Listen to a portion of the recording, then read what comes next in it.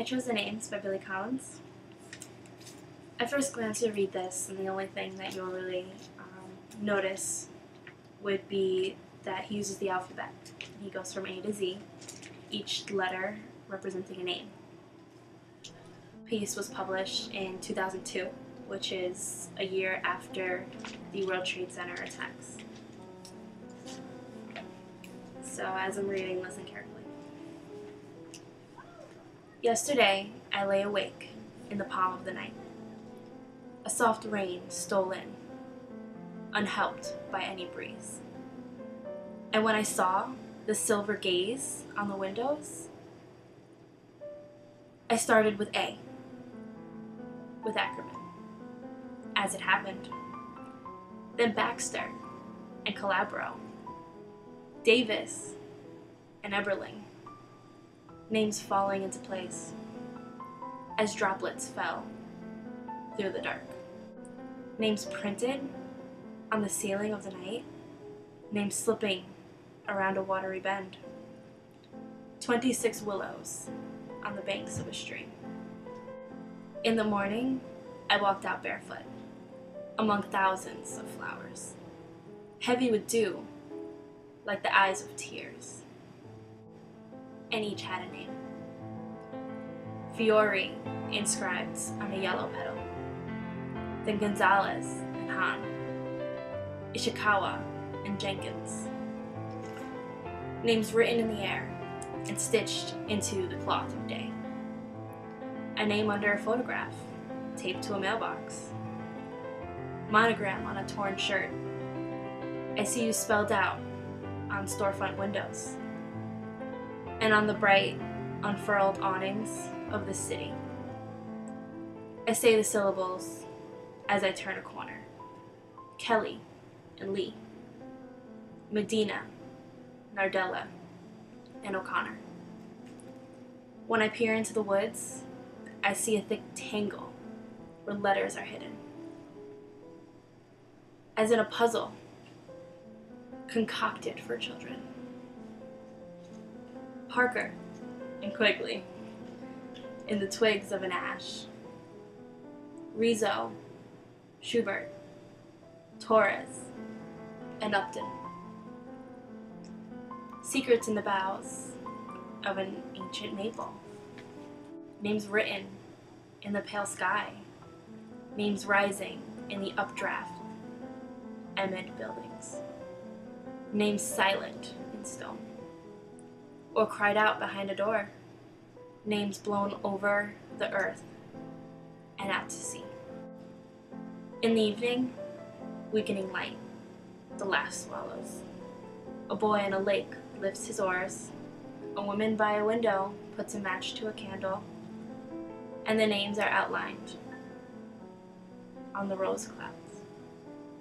Vanacore, Wallace.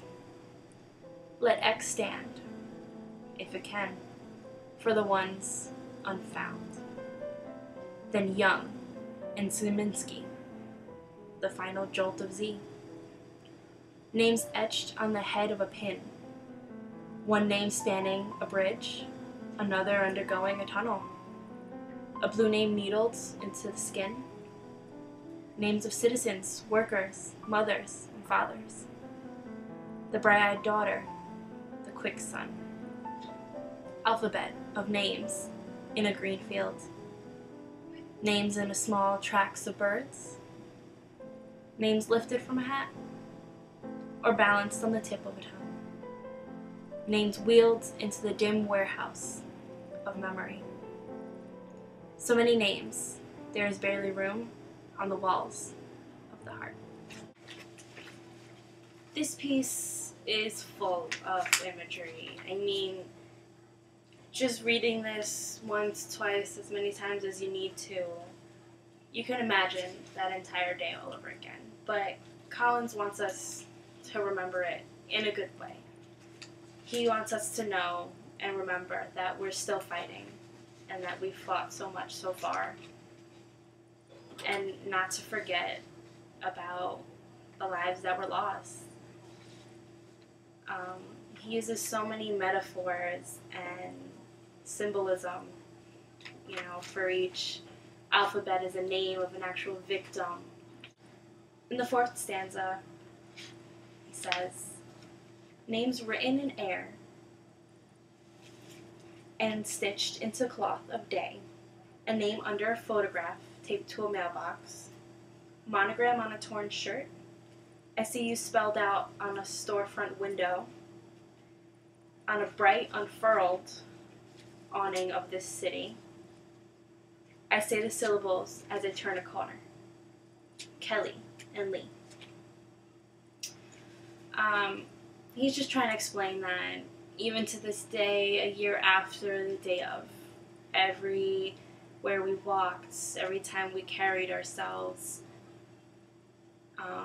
we went on with our daily lives, that we were seeing all these names everywhere in everything we do. If you remember at this time, on the 1-year anniversary, many had gathered with posters and t-shirts and photographs. So this could be what Collins is pertaining to. Collins also uses the letter X to represent the people who were unaccounted for and for those who were forgotten. He says, let X stand if it can for the ones unfound. Billy Collins was born on March 22nd, 1941, which would make him 70 years old, around now. He was born and raised in New York City, which is why he had written this poem. It hit him at a tough spot. He's been recognized for his works and his poetry, for the Literary Lion of the New York Public Library, and selected as the New York State Poet for 2004. I'm not sure what these awards are exactly, but he seems like he knows his stuff. He's written many books of poetry throughout his years. One that I'm interested in reading is called Horoscopes for the Dead. It seems a little interesting. My father had worked on the 92nd floor, I believe, of the World Trade Center on the 2nd building. And that's exactly where the second plane had hit. Usually my father would party. Crazy. He would party all weekend with his friends, with the family, and so he'd be a little hungover come Monday. So his boss, everyone at his job, our entire family knew that every single Monday he did not go to work. And that was just okay. Because he's earned it, But this happened on a Tuesday. So with him being out on Monday, we all figured he definitely has to be at work on Tuesday. So we're all a little worried. By the time the second plane hit, he was almost dressed and halfway out the door. Until he received a phone call that said that his job no longer exists. It was a little bit of a shock for us. I mean, something told him not to go to work that day. Something told him he just shouldn't even bother getting up and getting dressed and leaving. But since he had taken off on Monday, he kind of owed it to himself and his boss to, suck it up and get to work as quickly as he can. And part of the reason I chose this poem was because, I'm glad Stand will Get isn't under S in Collins' poem. That's what I love about Billy Collins. I really do like this guy. I've read some of his other poems. He writes mainly about how he feels, how he goes every day not, forgetting about this. And he wants us all to remember that we're fighting. We can't give up on that. Another pretty thing ready for me to grab. But little does she know that I'm a wolf and she's coming. Cause at the end of the night, it is her I'll be holding. I love you so, hey, that's what you say. You tell me, baby, please don't go away.